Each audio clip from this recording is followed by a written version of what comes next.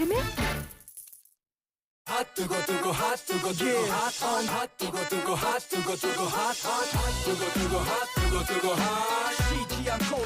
지난주에 저희도 전해드렸던 소식입니다. 이번 주 초에 전해드렸군요.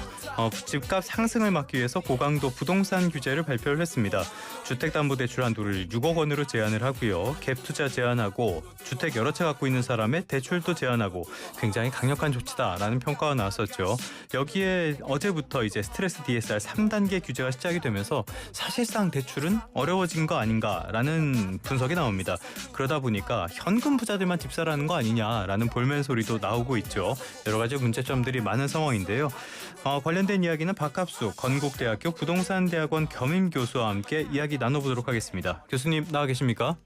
네, 안녕하십니까? 예, 안녕하십니까? 저희가 원래 일주일에 한 번 부동산 소식을 전해드리고 있는데요. 이번 주에는 네네. 어쩌다 보니까 두 차례 전해드리게 됐습니다. 그만큼 부동산 시장이 굉장히 뜨겁다고 해야 될까요? 어렵다고 해야 될까요? 그런 상황인 것 같은데 자, 지금 금융당국이 강력한 대출 규제를 내놓으면서 서울 극약 처방이다 이런 평가가 나와요. 이게 네네. 어떤 숨고르기 장세에 확실하게 들어갈 수 있는 계기가 될까요?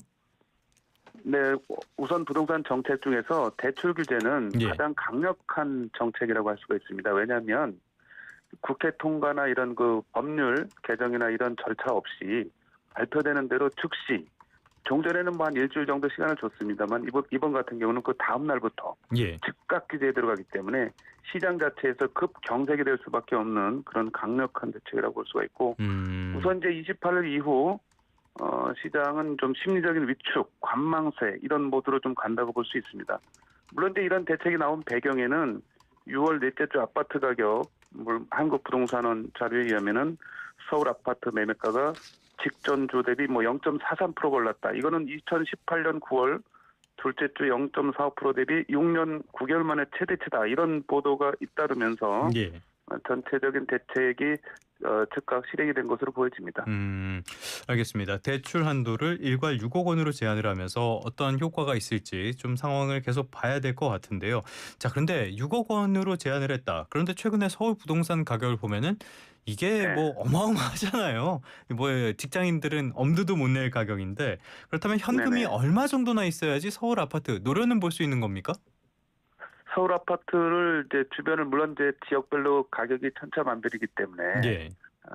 가늠하기는 쉽지 않습니다만 대략 84제곱 위주로 외곽 지역이라 하더라도 거의 13에서 한 15억 정도를 호가한다고 볼 수가 있습니다. 예. 현재 시세상요. 예. 이걸 한 15억 정도로 가정하게 되면 이번에 대출을 6억 받는다고 할 경우 거의 9억 원 정도의 현금이 있어야 입주가 가능하다. 이런 예. 얘기가 나오기 때문에 상당히 이런 자금 마련에 어려움을 겪을 것으로 보여집니다. 흑수저들은 서울에 집 사는 거는 사실상 물 건너간 거 아닌가라는 생각이 드는데 자, 여기에 네네. 어제부터 스트레스 DSR 3단계가 시행이 됐단 말이죠. 그렇다면 네. 6억 원 주담대를 받는 거 정말 이렇게 받으려면은 연소득이 얼마나 돼야지 이게 가능해지는 거예요? 네, 우선 스트레스 DSR이 이제 전격적으로 시행이 되면서 예.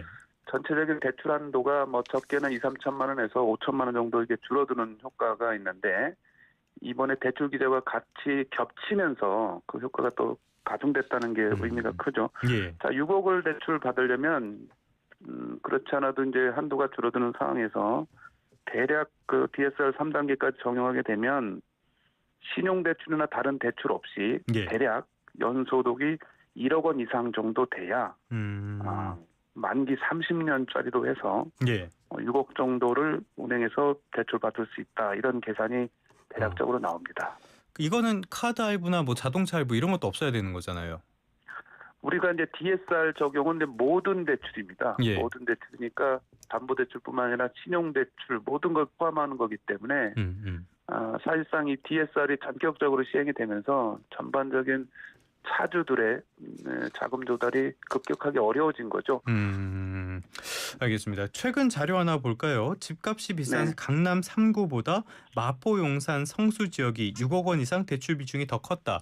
요거는 왜 그런지 조금 이해가 될 것 같아요. 그래서 풀어서 해석을 네. 해보니까 이번에 네. 초강력 대출 규제가 시행이 되면은 강남 3구뿐만이 아니라 마용성에 더 큰 타격이 될 수 있다. 이런 분석이 될 것 같거든요. 그렇다면 이거는 사실상 우리 주거 안정에 하나의 역할을 해줬던 사다리, 이 네. 문제에 좀 어떤 사다리 걷어차기가 되는 거라고 봐야 되는 거 아닙니까? 어떤 면에서는 지금은 이제 대출을 받지 않고는 집을 사기 어려운 예. 그런 가격대까지 상승을 했다고 보게 되면 대출을 이제 어느 정도 고소득자들은 이 금액을 뭐 6억이 아니라 10억 전후에서 받아서 집을 사는 경우도 흔히 있었습니다. 네네. 말씀하셨던 강남이 아니라 마용성 같은 지역들도 이제 거의 가격대가 상당히 올라 있기 때문에 대출 금액이 높아졌던 거죠. 그만큼 이제 그런 것들이 6억으로 내려오면서 내 집 마련이 고소득자가 어려워졌다는 한계도 있다고 보여지고 반면에 이제 그걸 대출 대신 뭐 현금으로 살 수 있는 이런 부자들 같은 경우는 좀 더 경쟁자가 제거되면서 유리한 국면도 있을 수 있는 여러 가지 상황이 지금 예. 복합적으로 혼재되고 있습니다. 자, 그러면 이 문제 한번 말씀을 드리고 넘어가는 게 좋을 것 같은데요. 자, 지금 시장에 어느 정도 혼란도 있고 많은 네. 평가가 엇갈리고 있는데 교수님께서 보시기에는 이번 조치 불가피했던 조치라고 보십니까? 좀 과한 조치라고 보십니까? 우선 전격적으로 시행이 됐기 때문에 다소 과한 조치라고 볼 수 있겠습니다. 특히 이제 이거를 특정 뭐 핀셋 규제나 이렇게 해서 정교하게 한 것이 아니라 모든 택담대출 6억으로 제한을 하고 그에 따른 또 생활안정자금 대출까지 1억 원으로 예. 낮춘 그런 상황이고 이 생활안정자금은 이제 일종의 뭐 그야말로 생활안정, 생활할 수 있거나 아니면 자녀에게 뭐 지원한다든가 아니면 예비 사업자들의 그런 창업 자금도 될 수 있는 이런 부분에서까지도 1억 원을 낮췄다는 거고요. 여기에 이제 저소득층 주거 안정을 위해서 정부가 정책적으로 지원하던 일종의 이제 복지 정책이기도 했던 예. 이 정책 자금 대출 한도까지 축소했어요. 그러니까 생애 최초자나 뭐 신혼부부 부부들이 받는 이런 부분들까지 전격적으로 한도를 하향 조정했기 때문에 다소 좀 과도한 측면이 있다 이렇게 좀 보여집니다. 필요하긴 했지만 다소 거칠었다. 네. 자, 그러다 보니까 지금 또 다른 곳에 불똥이 튀고 있어요. 바로 분양을 받았던 분들인데 이 수분양자분들이 전세를 놔서 뭐 이 부분으로 잔금을 치르려고 하거나 여러 가지 계획들을 세웠을 텐데요. 이런 계획에 문제가 생겨서 입주를 포기한 경우도 있다고 해요. 실제 뭐 분위기는 어떻습니까? 지금 입주를 앞둔 그런 지역의 전세 가격이 뭐 3억 원 정도 하향 조정된다는 보도도 있는데요. 네네네. 전체적으로 이런 그 말씀하신 게 이제 조건부 전세 대출 금지인데 예. 이게 이제 매수자나 아니면 이제 수분양자가 전세 보증금으로 그 매매 대금이나 분양 잔금을 납입하는 이런 전세 대출인데 이런 조건부 대출을 전격 금지했습니다. 예. 그렇기 때문에 그에 따라서 결국은 이제 전세를 놓아서 입주를 할 수 없는 뭐 이런 상황이다 보니까 쉽지가 않고 물론 이제 전세 들어오는 세입자가 전세자금 대출을 받지 않고 100% 현금으로 들어오는 경우에는 예. 뭐 가능한 겁니다. 왜냐하면 전세 대출을 받지 않고 현금으로 무조건 내겠다 하면 근데 또 그 수요는 제한적이잖아요. 그렇겠죠. 예. 예, 전세금도 비싼 데다가 전세금의 전부를 현금으로 내고 들어오는 또 세입자가 많지 않기 때문에 이런 부분에서도 이제 전세입자도 또 수요가 제한되니까 그에 따른 전세금도 내려가는 이런 상황이 나타난다고 볼 수 있습니다. 저는 아침에 지갑 열어보니까 1,000원짜리 지폐 2장 들어있던데 이렇게 현금 뭐 몇억 원씩 갖고 있는 사람들이 얼마나 있겠어요. 예, 그런 상황인데. 자, 그러다 보니까 또 하나 걱정되는 게 이 부분이에요. 결국에는 매매 쪽에 수요가 줄어들 수밖에 없다. 그렇다면은 그 사람들도 실수요자라면은 전월세 시장, 임대차 시장으로 쏠리게 되지 않겠냐. 그러면 전월세 시장이 불안해질 것이다. 이런 우려에 대해서 어떻게 보십니까? 그거는 뭐 어찌 보면 당연한 수순이라고 할 수 있겠습니다. 예.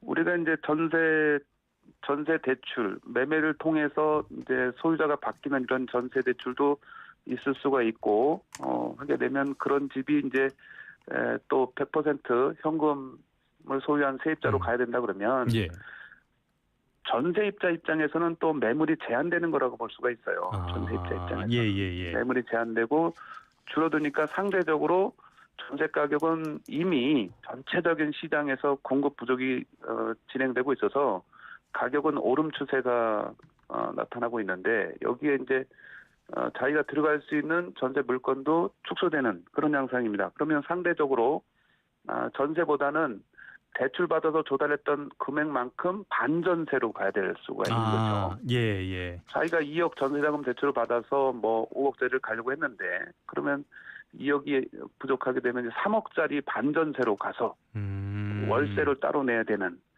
아니면 이제 그것도 모자르면 뭐 월세로다가 내려가야 되는 이런 상황이 나타날 수가 있어서 이 전세입자의 양극화도 나타날 수 있는 우려가 생길 수가 있습니다. 당연히 월세 시장에도 영향이 갈 것이고요. 참 네. 월세로 나가는 돈은 많이 배가 아픈 돈이기도 한데 전세라는 제도가 있다 네. 보니까 아무튼 걱정되는 부분들은 분명히 있는 것 같습니다. 자, 그러다 보니까 이번 대출 규제로 이 소위 말하는 똘똘한 한 채 이게 불패라는 인식이 더 강해지는 거 아니냐 이런 전망도 나와요. 그렇기 때문에 결국에는 이게 지금까지 나왔던 대책들 수요를 다 억제하는 정책들 말고 공급 쪽의 대책이 나와야 된다라는 목소리가 나오거든요. 어떤 내용이 필요하다고 보십니까? 우선 저는 이제 계속 이 공급 확대와 수요 억제를 동시에 진행해야 된다. 그래서 이제 시장을 안정시켜야 된다는 주의자인데요. 예.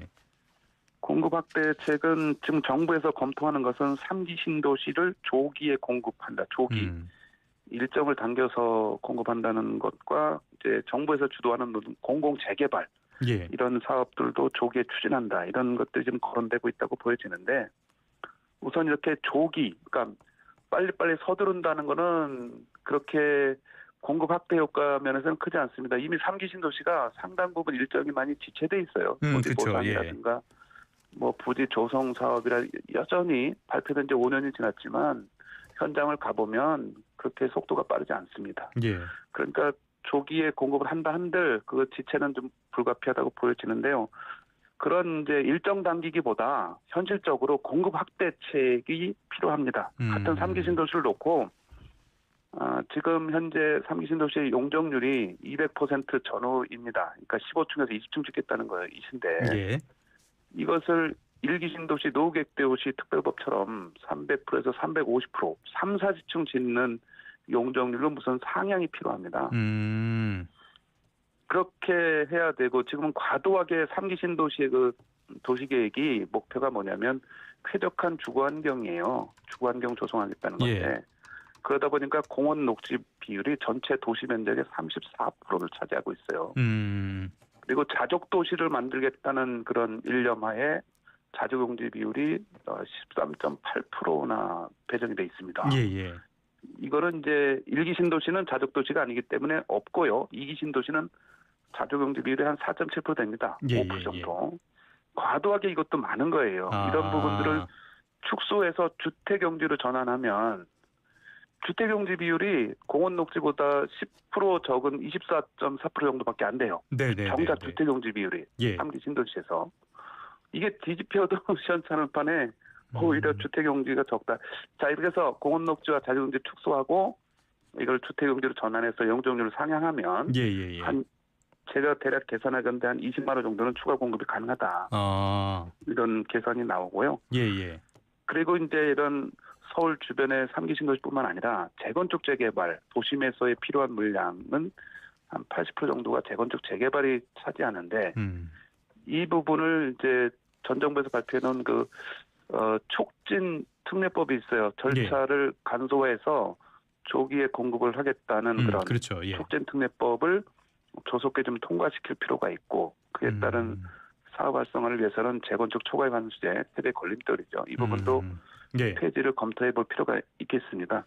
여기에 이제 민간 자체에서 공급하는 도시개발 사업이 있습니다. 민간의 시행사나 건설사가 하는 이 부분이 지금 부동산 PF 부실 문제로 사실상 손을 놓고 있다고 봐도 돼요. 그래서 이 부분의 공급 확대책 지금 절실하고요. 마지막으로 네 번째 공급은 우리가 이제 아파트만 얘기를 계속합니다만 비아파트 공급 확대도 필요한데 결국은 이제 다세대와 다세대 빌라죠. 다세대와 주거용 오피스텔 부분입니다. 그래서 이 부분은 우리가 어쩔 수 없이 아파트 가격이 너무 비싸기 때문에 여기에 계층 이제 일정 부분 거주해야 되는 계층이 한 30-40% 있을 수밖에 없습니다. 그래서 이 부분에 대한 거는 반드시 공급 확대책과 병행돼야 되고 예. 특히 주거용 오피스텔은 이제 1인 가구 주거난을 해소하는 측면에서 중요한 건데 여기는 이제 뭐 취득세나 양도세 계산할 때 주택세에서 제외한다든가 이런 감면책을 통해서 주거용 오피스텔도 조기에 좀 확충할 필요가 있습니다. 이렇게 공급을 4개 타입으로 좀 말씀을 드렸습니다만 이렇게 이 부분들 다 병행해서 추진에 어느 정도 공급 확대 효과가 나타나지 않겠나 예상이 됩니다. 그러니까 공급 확대에 대한 명확한 신호를 줘야 된다. 그런데 공급이라는 게 신호를 준다고 해서 이제 당장 공급을 할 수 있는 건 아니고 상당 기간 물리적인 시간이 필요하잖아요. 이렇게 신호를 네. 주는 것만으로도 지금 이런 부동산 시장의 열풍이라든지 가계부채가 갑작스럽게 늘어나는 문제라든지 네. 이거를 어느 정도는 완화할 수 있는 겁니까? 3기 신도시는 이제 제가 설명을 드렸는데 예. 이 신도시는 통상 발표 시점부터 입주까지 10년 정도가 걸려요. 네네.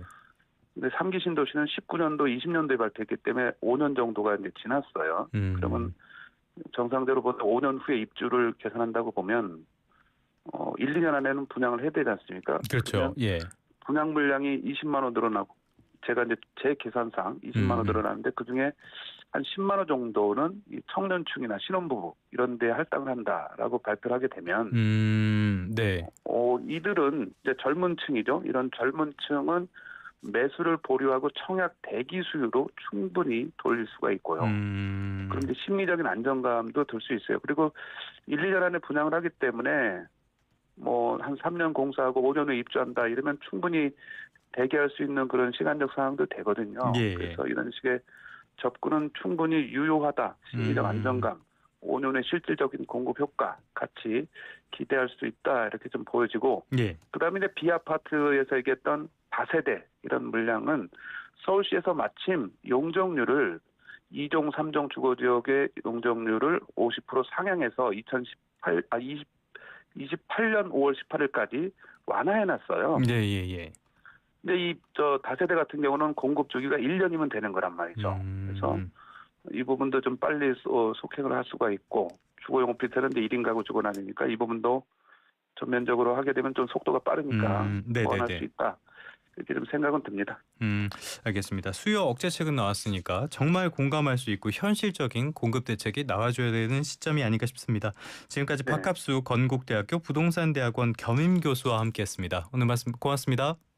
네, 감사합니다.